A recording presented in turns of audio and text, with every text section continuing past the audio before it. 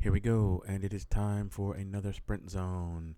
This one's for 7/2/2024.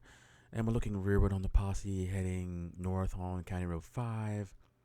It's a little bit disjointed at the time because there's all these little nasty potholes and stuff. And so people want to give themselves enough room so they don't flat or worse, crash. Everyone's looking good, and I'm noticing Scott in particular had that nice, almost national champion type kit, red, white, and blue. And with the 4th of July coming up, it is appropriate. Looking forward, you can see the reasonable organization there. Ian's hanging back a little bit for the mention, as I said before, of the potholes and other debris.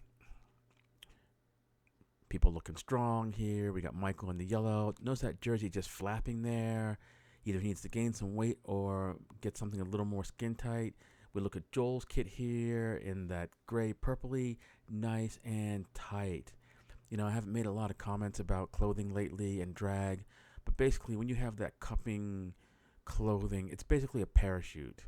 And if it could be measured, you'd be like, oh, okay, I could do better.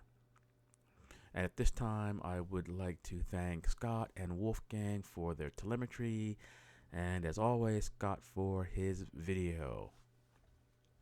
And it's almost go time, heading into the sprint zone. We got Ben Miller off the front a little bit, slightly, and here comes the rest of the crew around the corner, and it wasn't as tight as I would have liked it. I think there's a lethargy in the group where they kind of wait for the group to coagulate there and get together, but the rules of engagement state everyone needs to be around the corner. I think there's more honor riding people off your wheels, but I think people were caught off guard with the move that Wolfgang pulled here, but it was not technically against the rules of engagement.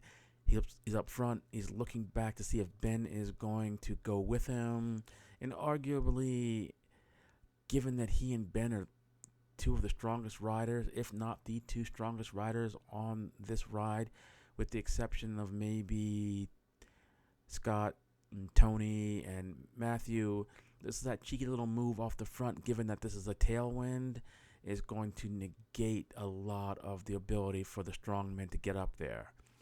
Finally, the group started to get organized, and already my 30-second power, 375 watts, and we haven't even crested the first part of the hill.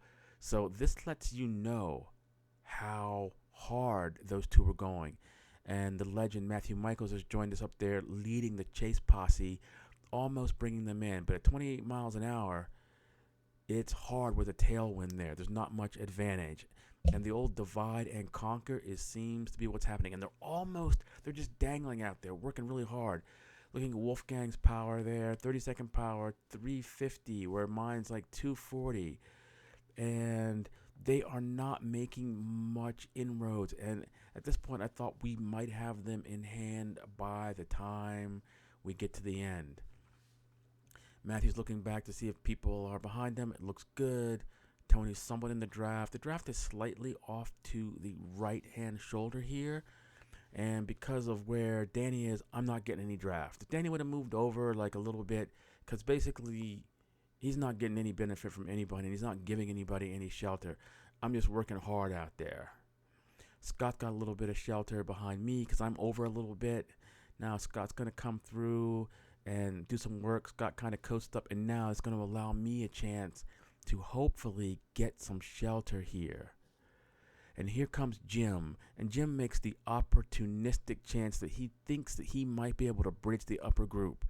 But there we have this like garbage truck in the way, and this greatly hindered the chase here as we slowed down greatly while the other people are up the road.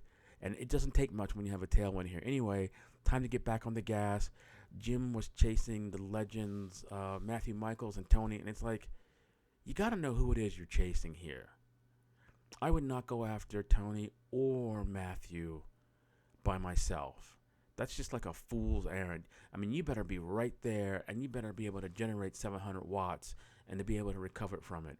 As we can see here in Scott's camera, Jim has a gap, but he's in no man's land. So Scott and I are working good together. Scott very cognizant of what's going on. He gives me enough room that I get some good draft here. So, which is really nice. Although, looking at how efficient Scott is, and given that there's a tailwind, the draft it's helping, but it's not like all that. So his 30-second power, 256, mine 234, only 30 watts shy. And Wolfgang, look at that, 324 watts for his 30-second power. Yeah, he is going for it. Would have been interesting to have the telemetry from Matthew Michaels, because I know he was throwing out some big wattage. And we're just kind of chugging along here, not super organized, the group divide and conquer. Not that it would make much of a difference anyhow in this tailwind. And as all the racers know, the best time to attack uphill with a tailwind totally negates the advantage here. So I go to the front, hoping to give some shelter to the folks following, and it looks good. Scott's tucked in nicely behind Danny, and I am making slow inroads on to Jim. And hopefully at this little rise, I'd be able to make some gains here, but I am really pushing it. So let's looking at the heart rates there. 166, I'm at threshold. 157, I don't know what Scott's at. Wolfgang at 170. And look at the wattage that Wolfgang's throwing out there, well above what we are. 360 watts. I mean, the only people that could match that would be like Scott and Matthew and Tony, but they would need to be there. So now my 30-second power creeping up over that 300 mark for that little hill. And everyone is tucked in nicely. I'm giving plenty of space here. You know, there's a little pothole for Danny to suck it up here. But let's analyze this. So Scott's not able to get shelter here because Danny's not quite tucked up close enough to my wheel. You know, I don't know if that's, race brain or, cognizance, but okay, so there Scott gets a little bit of shelter. Seems like he's being squoze out there, and things are kind of organized now, but he's making his own shelter over there. As Jim is just dangling in front as the carrot, just so far, yet so close. So I give up the ghost here, and time for myself to kind of slot in the rear, as I believe we're going to bring him back. Ramming and a thumping here, my heart rate's now up to 170, which is over threshold for me, and I am just trying to recover here. It was a plan for me to do the 5K in a couple of days, and maybe that was a little bit on my mind, but not that much. So Danny does his turn, Scott takes over again, and I am on the wheel. And it's nice here. Scott's giving plenty of room, plenty of shelter for the rest of us. And way, way in the distance behind us are the folks that were sleeping, caught napping. Jim in front of us. And actually, this is a pretty impressive performance if he's holding off the three of us. And like I said before, maybe hubris that he thought he could bring those two back. And clearly, they are making gains on him. And I'm going to remind everybody out here, we're playing chess, not checkers. And, you can think you can fly off there all cowboy-like and bring people back. And I've said that before. You better be damn sure that these people are close enough. But I guess if you don't know who they are, like I said, in checkers, all the pieces is the same. In chess, it's a different story. Anyway, Scott gets a little bit of gap on me. Like, I'm at threshold, so I'm not really able to do much more. But I'm going to do what I can maybe to bring Scott back. But there's clear daylight, what it looks like in Scott's camera. And as Tony and Matthew and Ben and Wolfgang are up the road, you can see that Wolfgang's power is dropping a little bit. As, they could probably look back and take it easy. But tactically, if I was Wolfgang, I would not want to bring Ben to the line. Because Ben's going to whoop you. He's clearly stronger. So it depends on what game you're playing. If you're out just to get a good ride, yeah, go bring someone and just work hard. That's good. But if it was a real tactical situation, that wouldn't work. So Jim goes hard here. His intent is to bridge up. This is not an act of cooperation, in my opinion. But it is the sprint zone. So maybe it's an act of trying to drop the rest of us. I don't think so, because he's giving us good draft in the middle of the road. Otherwise, he would gutter us. Maybe he was testing our mettle, or maybe he doesn't ride with groups that do a lot of cooperative riding. But I got shelled on that one because I was a little too hard.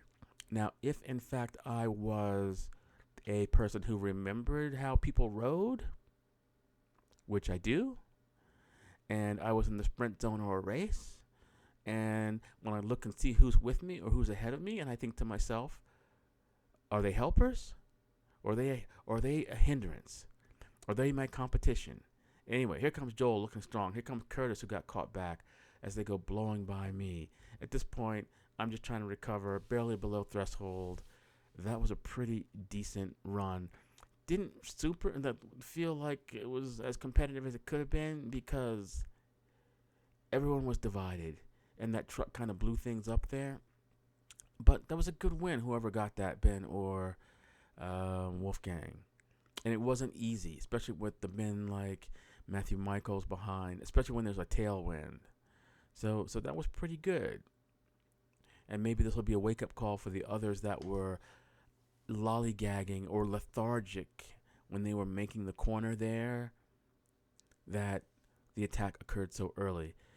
It is within the rules of engagement. It hasn't been done lately, as people are kind of just lackadaisically coming around the corner.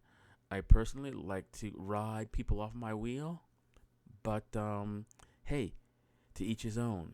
And with that, I bid everyone adieu. Well done, everyone. Well done. A good time was had by all. Thank you, dearest, gentle readers. Until next time.